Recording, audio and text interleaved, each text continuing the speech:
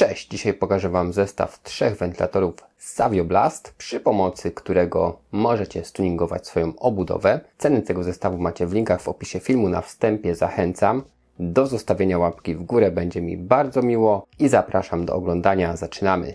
Praktyczny zestaw do tuningu obudowy od marki Savio, czyli będzie to Savio Blast, zestaw, który w tym przypadku składa się z 3 wentylatorów. Jeśli chodzi o te wentylatory, no to są takie same jak Savio stosuje w swoich obudowach. W praktyce wygląda to mniej więcej tak. Tak więc mamy dość ciche wentylatory, jednocześnie dobrze chłodzące z efektami ARGB. Natomiast za chwilę zobaczycie, jak to wygląda w obudowie, bo tutaj na start w tej obudowie mamy 3 wentylatory, a te 3 umieszczę sobie jeszcze na górze i zobaczymy wtedy, jak całość będzie się zachowywać. A jakie z tego będą korzyści, ponieważ ten zestaw możecie kupić za około 100 zł, nawet poniżej. Będziemy mieli na pewno jaśniej w obudowie, będzie też góra fajnie ozdobiona. Natomiast najważniejsze, co nam tutaj będzie dane na plus, to zwiększony przepływ powietrza, efektywniejsze usuwanie ciepłego powietrza z obudowy. Rzucimy sobie jeszcze okiem, co mamy na opakowaniu. Wentylatory mają średnicę 120 mm, czyli standardowa wielkość. Mają też synchronizację z płytą główną, mają PWM, czyli kontrolę prędkości. Można także sterować nimi manualnie poprzez przycisk Reset lub LED, jeśli obudowa ma dedykowany taki przycisk i osobny kabelek. No i tutaj cicha praca. Akurat te wentylatory miałem okazję już testować w obudowach Savio i faktycznie są dość ciche.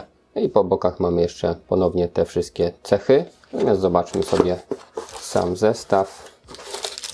Mamy 3 woreczki, w każdej po 4 śrubki do przykręcenia wentylatora do obudowy. Jest też specyfikacja. No i otwieramy i we wnętrzu mamy już same wentylatory. Minusik taki, że są one dość ciasno upakowane w tej obudowie. Jest najlepiej chyba otworzyć sobie jeszcze dół opakowania i po prostu je tutaj wypchnąć w jedną czy w drugą stronę. Ok.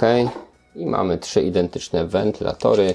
Od boku wyglądają tak. Wnętrze, tutaj ta ramka jest plastikowa, przezroczysta. Sama łopatka jest biała. Mamy logo Savio.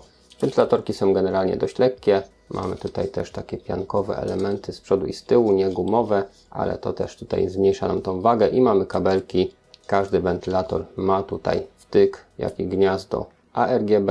Oraz mamy też zasilanie w postaci wtyczki 4-pinowej i gniazda 4-pinowego, żeby po prostu te wentylatory sobie połączyć szeregowo, czyli wtedy łączymy po prostu jeden z drugim, drugi łączymy z trzecim i wtedy tego trzeciego na przykład podpinamy do złącza PWM na płycie głównej i mamy sterowanie obrotami z poziomu płyty, ale jeden z wentylatorów jest takim wentylatorem głównym, ponieważ tutaj mamy coś jeszcze poza tymi 2 kabelkami i już Wam mówię, o co tutaj chodzi. Ta mniejsza wtyczka służy do połączenia z kabelkiem Reset od obudowy, natomiast druga wtyczka to złącze SATA do zasilenia efektów ARGB. Tak więc podłączając pod przycisk Reset możemy tym właśnie przyciskiem zmieniać efekty na wentylatorach, nawet nie posiadając żadnego kontrolera w obudowie. No i ok, wentylatory założone. Montaż trwał jakieś 10 minut. Ja osobiście wtyczki SATA ani do PWM nie musiałem podłączać, ponieważ zasilone są już wentylatory z obudowy. Wystarczyło to wszystko spiąć szeregowo i wtyczki ARGB i wszystko to działa na jednym obwodzie. Ja założyłem wentylatory klasycznie, czyli tak, żeby wyciągały powietrze, czyli generalnie w ten sam sposób jak założone są wszystkie inne wentylatory w tej obudowie. Natomiast możecie spróbować systemu push-pull, czyli część wentylatorów zamocować tak, żeby wtłaczały powietrze, a część tak, żeby to powietrze wyrzucały. I już Wam to pokazuję z bliska, natomiast w zależności od tego, jaki system wybierzecie, czy wszystkie wentylatory będą usuwać gorące powietrze z obudowy, czy zrobicie sobie system push-pull, w zależności od tego i w zależności od tego, jaki macie procesor i kartę graficzną, możecie uzyskać dodatkowych kilka stopni mniej na podzespołach. Pozostałe wentylatory są połączone z chłodzeniem, które jest na osobnym kontrolerze i tutaj mamy troszeczkę inne efekty. Ale oczywiście możemy to wszystko połączyć sobie razem i wtedy zmieniać efekty wszystkich wentylatorów jednocześnie przyciskiem na obudowie. Zaraz przełączę te 3 wentylatory, żeby synchronizowały się z tymi w obudowie i zobaczycie, jak to wygląda. No i teraz mamy drugą wersję. Chłodzenie żyje sobie własnym życiem, a na wentylatorach mamy już efekty wybrane przez nas. Wszystkie 6 działa już w tym samym rytmie. i pokazuję Wam kolejne efekty. Natomiast to chłodzenie, gdybym chciał, też mógłbym sobie połączyć szeregowo, żeby już naprawdę wszystko działało w jednym rytmie. Tak więc tutaj to już jest kwestia indywidualna, jak to sobie ustawicie.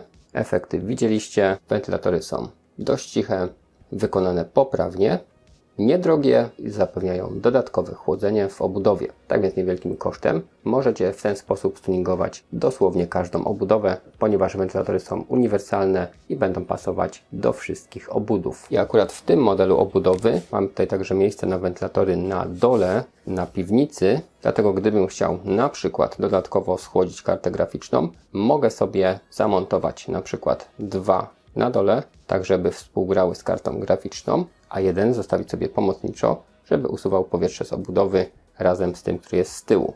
Tak więc każda opcja ma tutaj sens. I pora zobaczyć, jak to sprawdza się w praktyce. Na początek macie wersję bazową, widzicie efekty ARGB na górze, natomiast wtyczka PWM od płyty głównej jest po prostu odłączona i się nie kręcą. I poziom hałasu obudowy podczas grania to niecałe 41 dB. Temperatura procesora waha się od 51 do 56 stopni, natomiast średnia to w okolicach 55. Karta graficzna, stała temperatura 65 stopni. Dokładając 3 wentylatory, poziom hałasu praktycznie nie wzrósł. Można nawet powiedzieć, że było odrobinkę ciszej.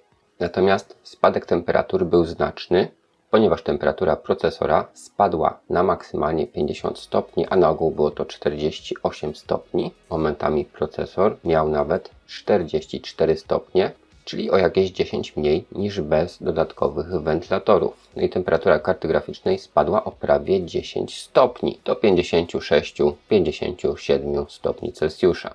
Podsumowując, zestaw nie jest drogi, a sprawdza się bardzo dobrze. Jak widzieliście w teście porównawczym, temperatury spadły o ładnych kilka stopni, tak na procesorze jak na karcie graficznej. No i przy okazji możemy też sprawić, że nasza obudowa będzie bardziej atrakcyjna wizualnie, też bardziej przewiewna, jednocześnie zachowując przyzwoitą kulturę pracy. Ten zestaw wentylatorów należy do niedrogich i udanych. Pamiętajcie, że dokładne i aktualne ceny sprawdzicie sobie w linkach w opisie filmu. Jeśli ten film Wam się dobrze oglądało, będę wdzięczny za zostawienie łapki w górę, napisanie komentarza, udostępnienie tego filmu. Warto także subskrybować, żeby być na bieżąco. Na dzisiaj to wszystko. Dziękuję Wam za uwagę. Trzymajcie się.